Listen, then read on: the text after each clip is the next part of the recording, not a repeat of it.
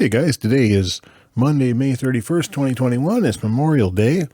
I didn't really realize that on Friday. Kind of figured it out yesterday in Canada, of course. So we had a long weekend last weekend.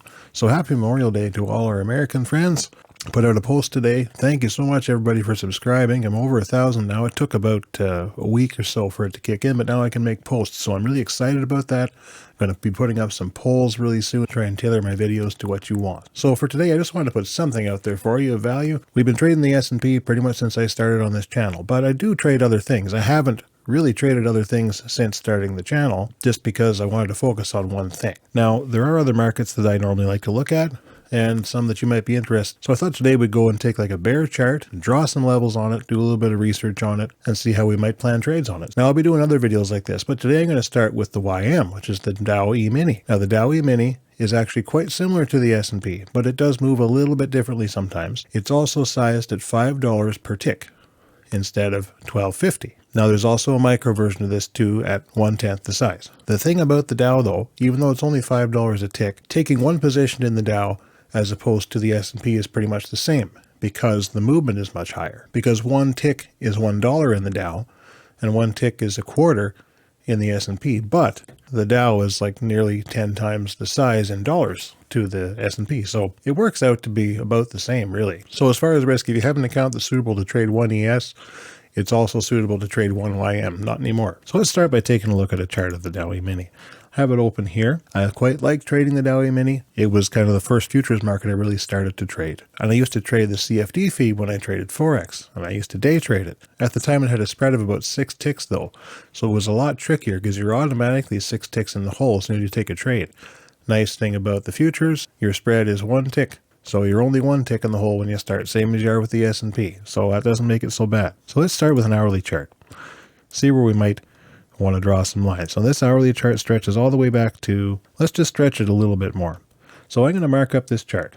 Before I do anything, I'm going to mark up this chart and see where I'm going to be wanting to have my level. So let's just take our line tool right here. First of all, I'm going to make one at the all-time high, which is just above 35,000, somewhere around there. Ding. I'm going to change this one to be green. I like to have my all-time high as a green line. All my other ones are just kind of a brownish color. I start the line tool. I drag it across and just see where price hits it a whole lot. Hard to mistake this, right? Ding, ding, ding, ding. And then it consolidates here, right around 33,600, 33,650. So let's put one there. That's at 50. I'm going to change this to be a different color. Don't have to do that, but I like to do that. Let's make it kind of an orangey line there. I'm going to say right here, I couldn't get past this point here. It sort of turned at it here, resistance at it here. It's actually sitting right back down at it right now. And resistance over here up to it. So where are we? 35,450. So let's put a line there.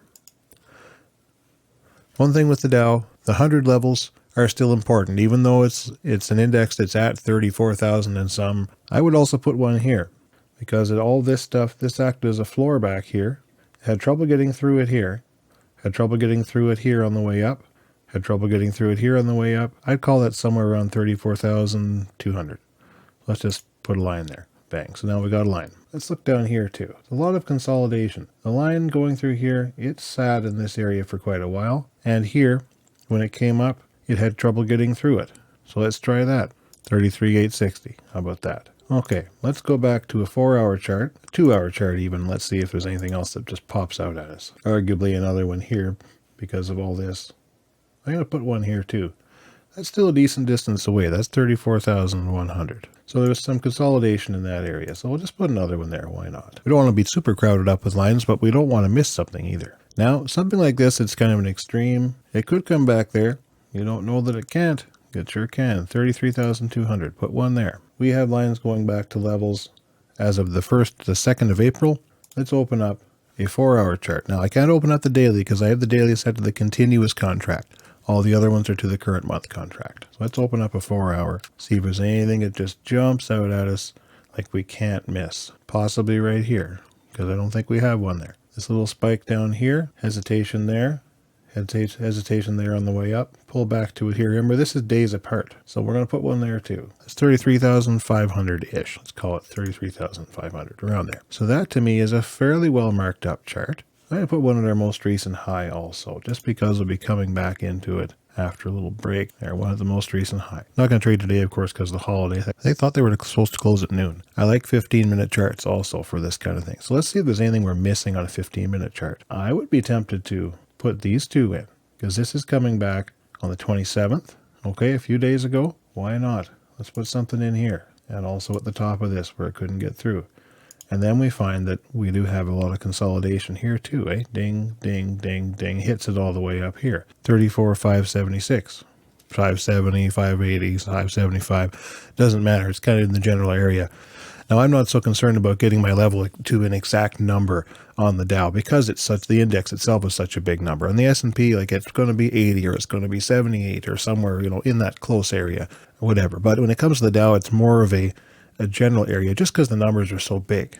The S&P generally will move like one tick at a time, and it'll be like 41.94, 41.94.25, 41.94 again, that kind of thing. Whereas the Dow can move a few ticks at a time. That's another reason why, you know, one contract in the Dow is like one contract in the S&P, because the movement that would be sort of the same as like one tick can often be like a few ticks in the Dow. Another thing about the Dow is the volume is much less. However, you know, trading one or two contracts, you're never going to have any real problem. At least I ever did. So now if we decide we want to trade the Dow, we've got a chart already marked up. And if we open up a 5-minute chart and we're looking at the market, we're going to know, okay, we got to consider that something might happen here. It may want to go here. It may want to turn here. And if it goes here, comes through and bounces off it, it may go up to here. Also note there's one up here. And if we zoom back out a little bit, okay, well, there's one down here too. So this gives us a bit of an idea where the market could be heading in the next day or hour or whatever. And if it starts going in this direction and it gets a pullback, you know, it may well keep going until it gets here. So that's kind of just the way that I use these. I don't like coming into a totally bare chart, though. It's not the end of the world. You have these little landmarks on your chart. It just gives you a little bit of an idea of what levels have been respected in the fairly recent past. Gives an idea where it might be going. Anyway, guys, I hope you enjoyed this. I'm going to be doing this for crude oil and gold and probably some other instruments too. So I'd like to put a poll out there and see what you guys are most interested in trading, if anything other than the S&P. So as always, guys, questions and comments always welcome. I should be back in the market tomorrow actually trading again. My mailing list is down there. Sign up if you'd like. It's free. And thanks so much for watching, and thank you so much for getting me 2,000 subscribers so I can interact better with you guys. I'm really looking forward to it. Have a great day, and we'll see you soon.